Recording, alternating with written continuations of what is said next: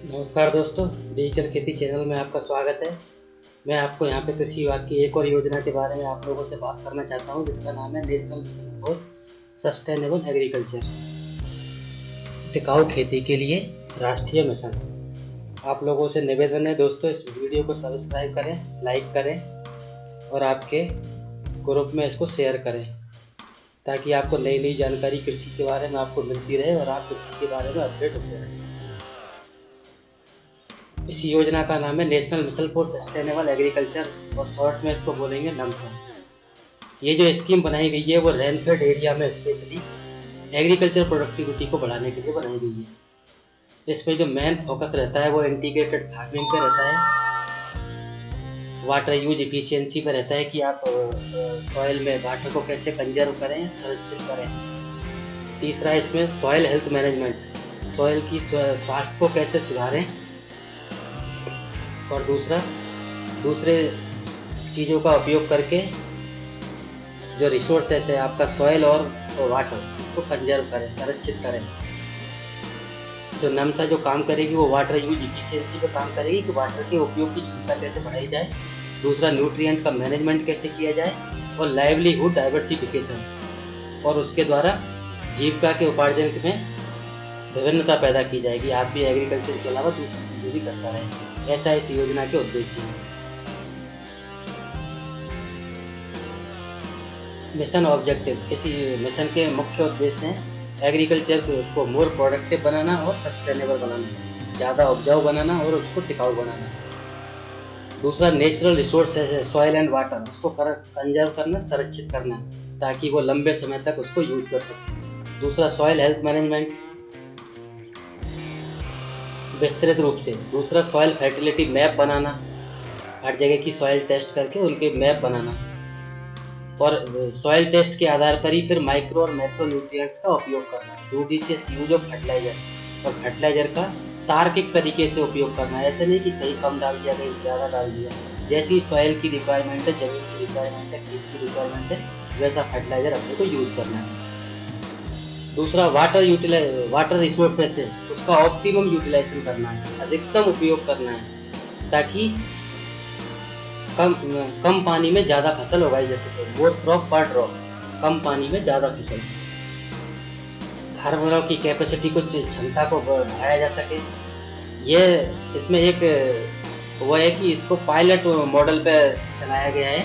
तो वो एक डिस्ट्रिक्ट में कुछ गांव सेलेक्ट करते हैं और उस गांव में ये योजना लागू रहती है।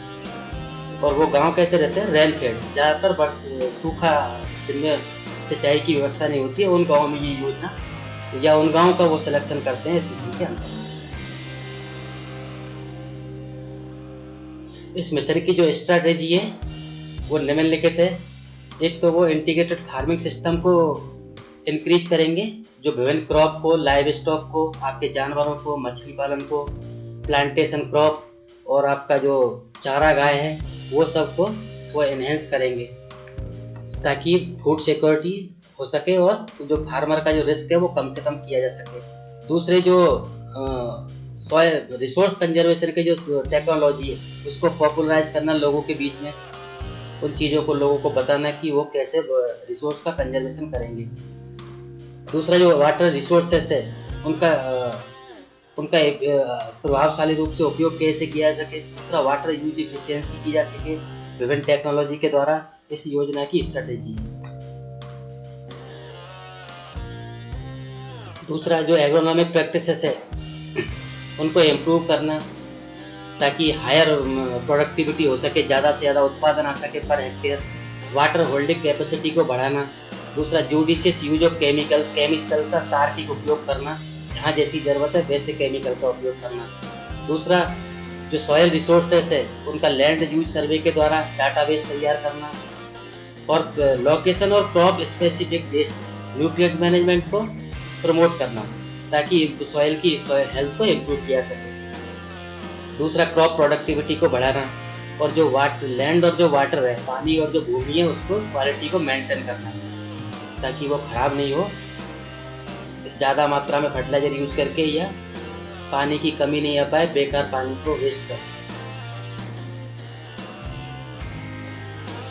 नमसा में मुख्य रूप से 4 काम है। एक तो रेन फेड एरिया डेवलपमेंट करना, जहाँ पे सूखा आधारित है, पास सिंचाई की व्यवस्था नहीं है, उस एरिया का डेवलपमेंट करना।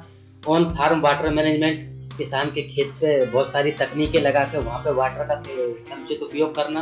दूसरा सॉइल हेल्थ मैनेजमेंट, सॉइल की स्वास्थ्य का मैनेजमेंट करना। दूसरा जो क्लाइमेटिक चेंज हो रहे हैं उसमें उसकी मॉनिटरिंग करना, मॉडलिंग करना और उसको नेटवर्किंग करना।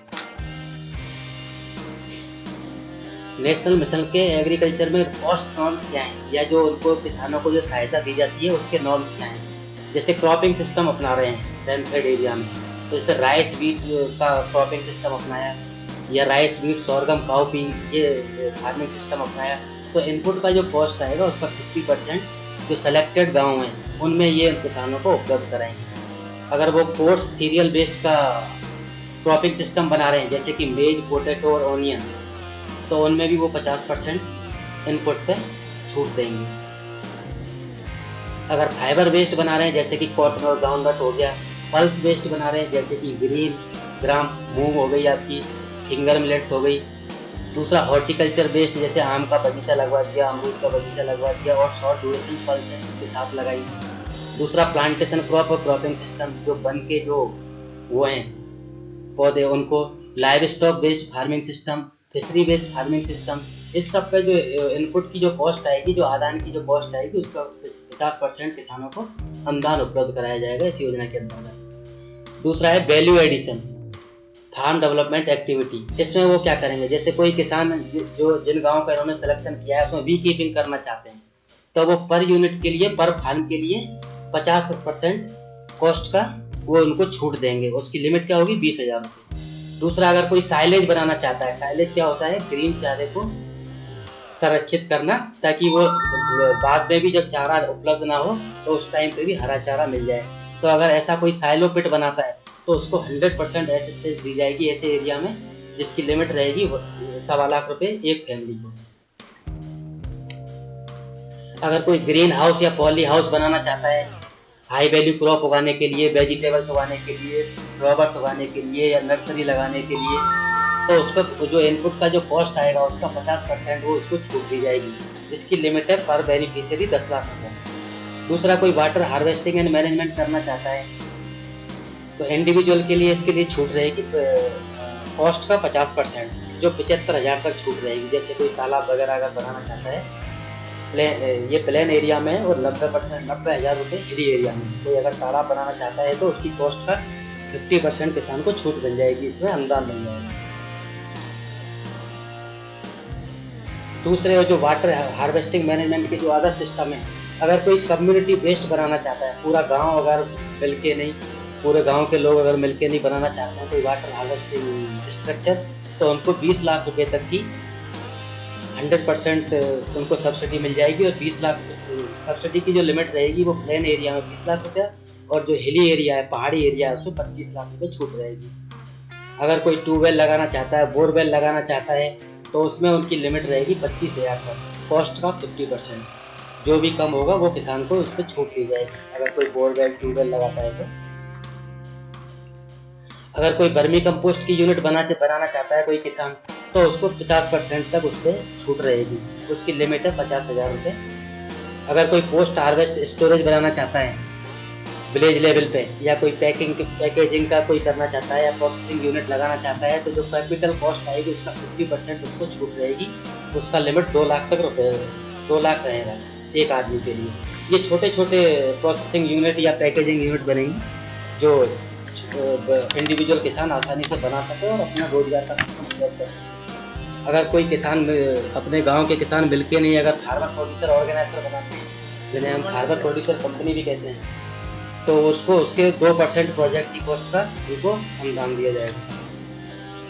दूसरा, micro irrigation on farm water management. किसान अपने खेत में पानी का प्रबंधन कैसे करें, तो उसके 2 सिस्टम है, ड्रिप इरिगेशन या माइक्रो स्प्रिंकलर।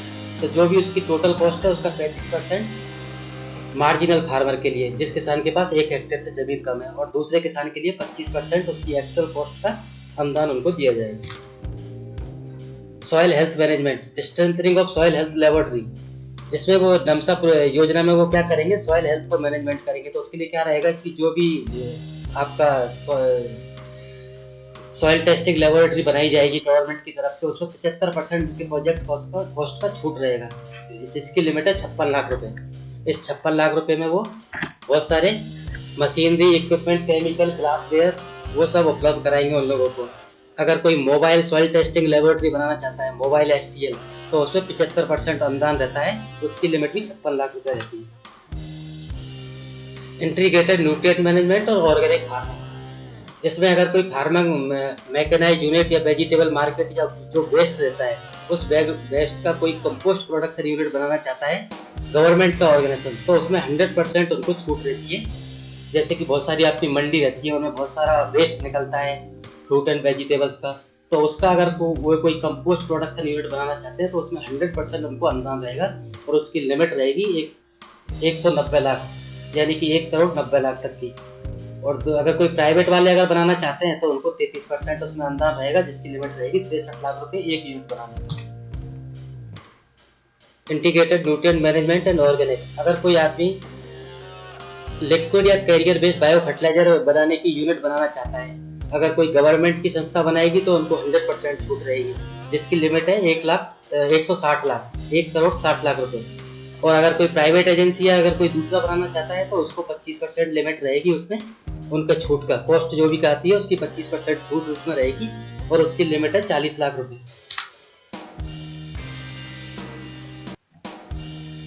दोस्तों, आपसे निवेदन है कि इस वीडियो को आप सब्सक्राइब करें, शेयर करें, लाइक करें, और अगर आप कुछ पूछना चाहते हैं तो इस पर आप कमेंट बॉक्स में कमेंट भी लिख सकते हैं। धन्यवाद दोस्तों।